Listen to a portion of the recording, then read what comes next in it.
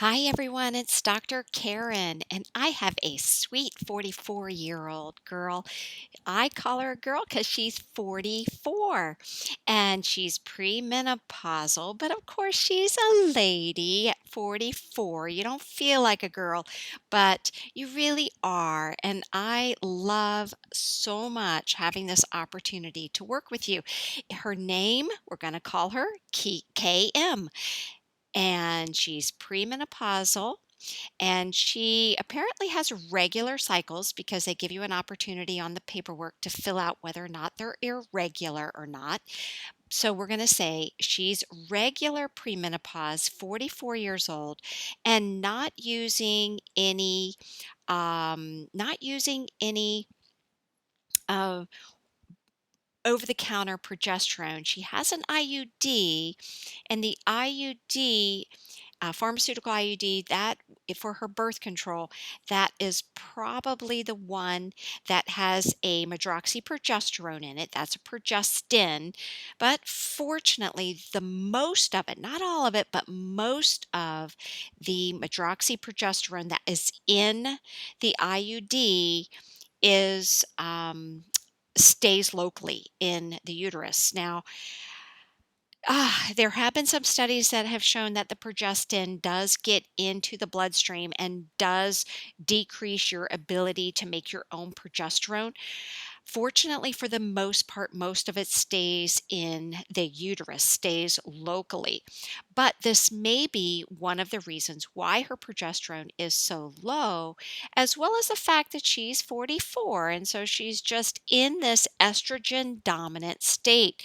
So you can see that her estradiol is okay. It's within the normal range of premenopause, but her progesterone is really quite low. It could be that she's just in this estrogen dominant state because of her age. This is when we're at our worst, and at our worst in terms of that difference between estrogen and progesterone.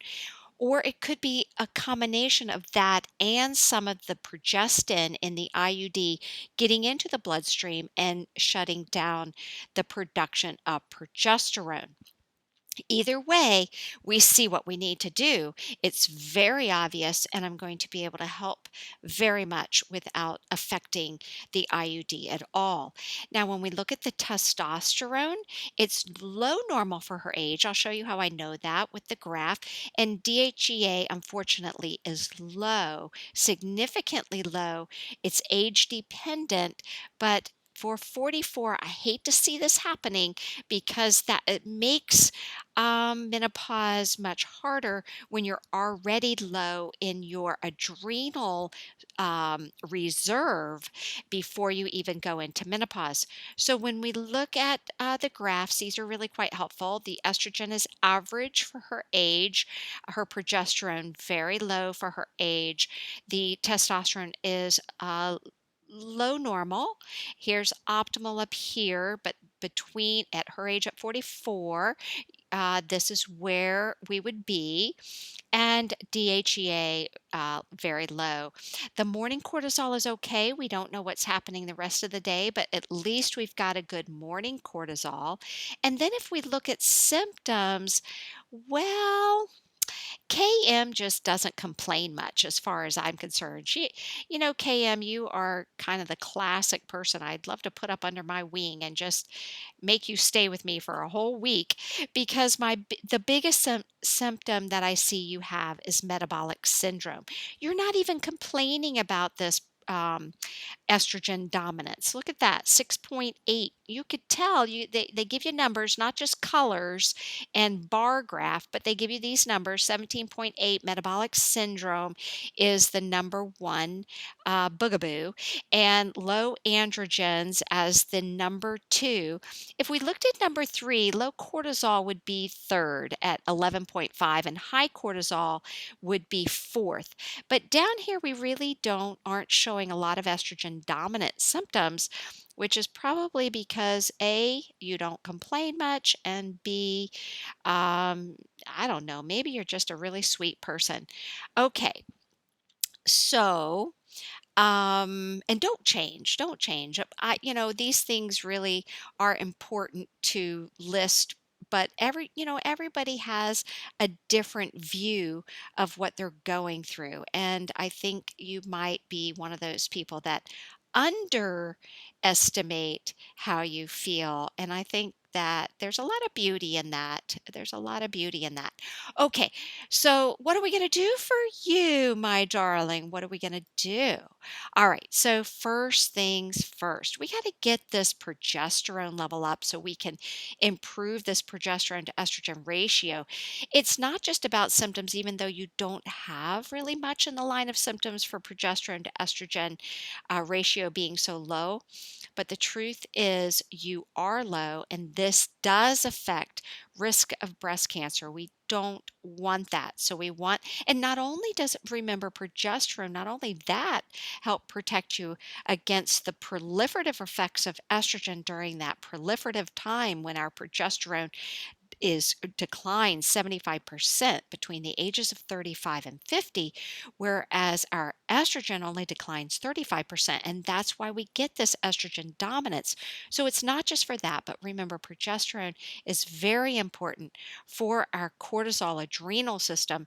And DHEA is made by the adrenal glands, and when it starts to decline, this is commonly the first thing that we see before we see adrenal dysfunction really kick in. By the time menopause happens, then we start seeing this problem with the adrenal glands. So at 44, I am so proud to be able to help you because we want you to sail through menopause and not have any additional things happen as you're being able to recognize early on that you need help. I love it.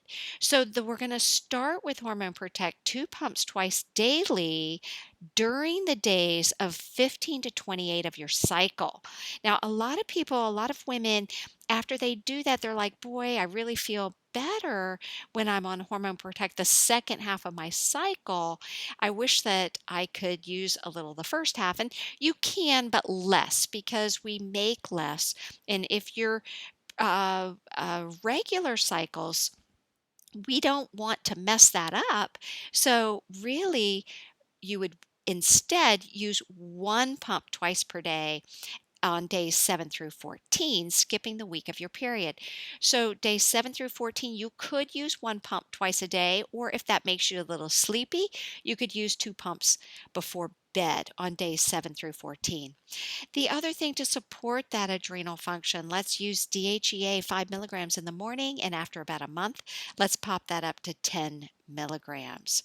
Okay, so what about your biggest area of complaint, that metabolic syndrome, and this need to get this BMI down? Well, this is what I call my after 45 skinny plate. It really should be after 35. Maybe I'll go back and change that. But I know you're struggling here. So, what we want to do is we want to start with a plate like this. So, the half of the plate could be vegetables, the other half of the plate could be protein, or we make 2/3 of half the plate vegetables, and then you can add your fruit to this very small portion. And then we do the same over here with protein. We want that good, healthy protein, and then you can have some form of starch. It's a small starch or carbohydrate. And of course, vegetables and fruit are carbohydrates. Fruits are higher in carbs than vegetables, but we want to have, if you've got that craving, want that little starchy carb, you can put that in here. That would be something like corn or some crackers or something along the line of a starchy carb. All right, so this, of course, getting that progesterone up and that uh, progesterone to estrogen ratio corrected and getting that DHEA up, this is going to help you optimize all of your other systems like your adrenals and your thyroid, and will also give you more sleep, will give you more motivation. This is still necessary to beat that metabolic syndrome. Now, to give you some additional help on that metabolic syndrome symptoms, that low glycemic carbohydrate diet, what fits in this area here and here is very important. So we want to eliminate the breads, pastas, and processed foods. If you are cooking spaghetti for your family, you get a little bit. It goes in this little section right here. So you have your protein, you have your vegetables, and you have that little tiny bit of pasta right here. That is no problem at all. So this is massively increasing these vegetables, and you're using some healthy fats in there. And the fruits that fit in this, we're talking about berries like blueberries, raspberries, strawberries, boysenberries. And if you want a half of an apple, that would fit in here. That is what goes in the fruit section. Okay, and no dried fruit because they're very high in sugar. So we want to go low in sugar, low glycemic carbs, no diet foods because those are not healthy for us. And minimum dairy because there's a lot of lactose sugar. People forget that dairy has a lot of sugar in it. If you look at dairy, you can see all the sugar in there. Now there's Greek plain yogurt that has the lowest amount of sugar that is high in protein. That's okay. But but the generally speaking, uh, dairy is not that great. Now, here's some ideas for dessert. Sometimes when you're fixing dessert for your family or your family is having dessert in front of you, you want a little something. This happens to be my trick. And so I love Arctic Zero. I might eat a quarter, not a half of a bar of dark cocoa. This is 85% dark cocoa.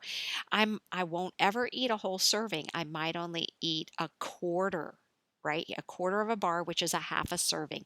So that's a real treat.